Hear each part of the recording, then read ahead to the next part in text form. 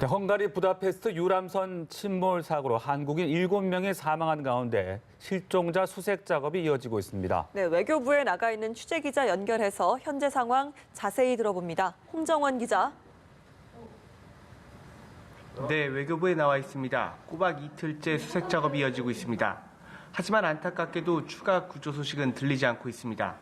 앞서 전해드린 대로 한국인 탑승객 33명 중 7명이 구조됐지만 7명이 사망하고 19명은 여전히 실종 상태입니다.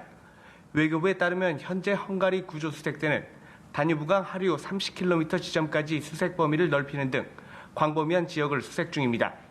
우리 정부는 크로아티아와 세르비아 등 강 하류 인접 국가에도 협조를 요청하고 있는데요.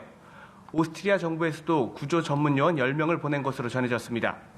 하지만 최근 계속된 폭우로 급격히 강물이 불어나고 유속도 빨라진 상태여서 수색 작업은 난항을 겪고 있는 것으로 알려졌습니다. 현지 정부 관계자는 사고 당시 다뉴브강의 유량이 평상시의 2배에 달했다고 전했습니다. 헝가리 구조당국은 사고 유람선 인양도 준비 중입니다. 하지만 실제 인양까지는 시간이 조금 더 필요해 보입니다.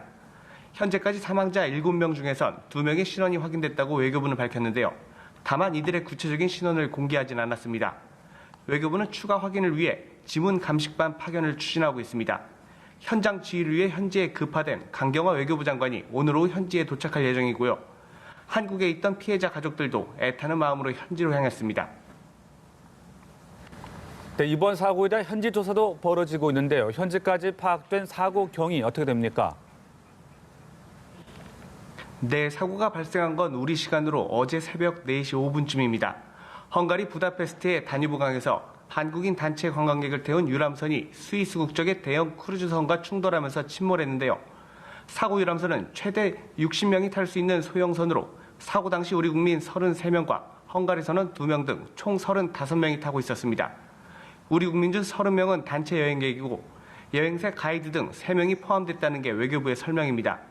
현지 경찰 조사 결과 사고 유람선은 대형 크루즈선과 충돌 후 7초 만에 완전히 가라앉은 것으로 파악됐습니다. 조금 전 외신 보도에 따르면 현지 경찰은 사고 유람선을 추돌한 우크라이나 소속의 크루즈 선장을 구금했다고 밝혔습니다. 구조된 탑승객들은 크루즈 선장이 유람선을 들이받은 뒤 승객을 구조하지 않고 그대로 운항했다고 진술한 것으로 전해졌습니다.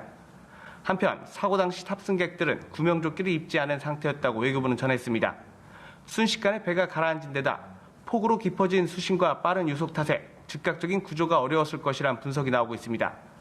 구체적인 충돌 원인에 대한 조사가 진행되고 있는 가운데 일부 현지 전문가들은 사고 당시 비가 내렸지만 시야를 가릴 정도는 아니었다며 인재 가능성도 제기하고 있습니다. 지금까지 외교부에서 연합뉴스TV 홍정원입니다.